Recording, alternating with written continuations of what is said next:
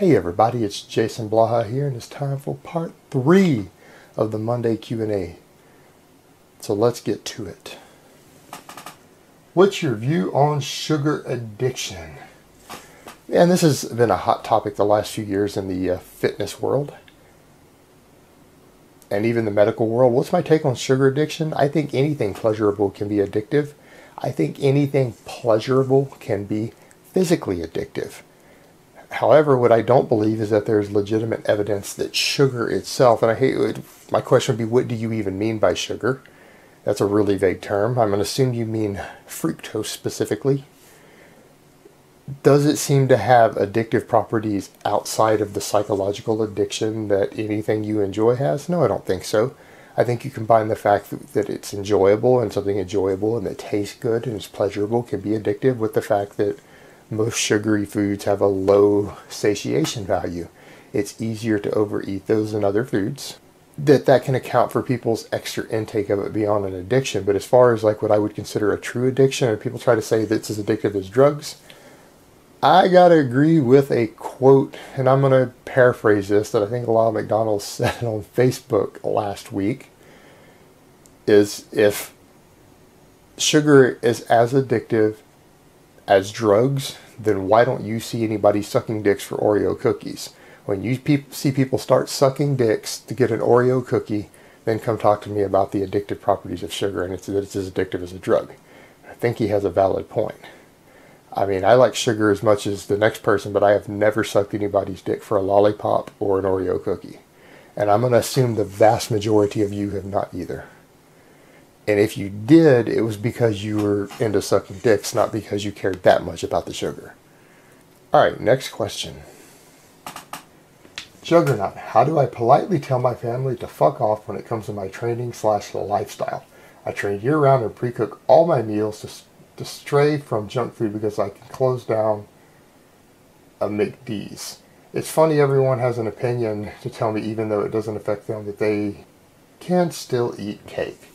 You know, honestly, I do think at some point people need to leave you alone about it. If I'm following a special diet and my friends or family mess with me about it, I tell them I am prepping for a competitive event, and if you try to fuck me up on it, I'm going to kill you. And usually my friends and family take that quite seriously. So that's usually the best way to deal with them if they're used to that type of mentality from you. Because I did do that to a friend of mine once when I needed to lose weight for a specific event, and he kept blowing a pizza in my face, and I told him I was going to take my .45 out and shoot him in the fucking head if he didn't quit. And then he left me alone, and then I used to have my normal cheat days and cheat meals around that. But usually you've got to be direct with them, and if you don't want that approach, then another method is simply tell them, look, this is important to me, it's part of my life, and you people need to quit pestering me about it. Now, on the other hand, it does sound like your approach is a bit too extreme. You do sound a little bit orthorexic if you never treat yourself.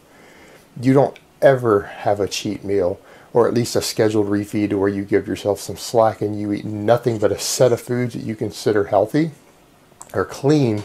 You might have actually developed a bit of a real eating disorder, so maybe they are concerned about that. Just remember, all things in moderation. And it's not the end of the world if once or twice a week you have a slice of cake and work it into your macronutrients, as long as you keep these things in moderation.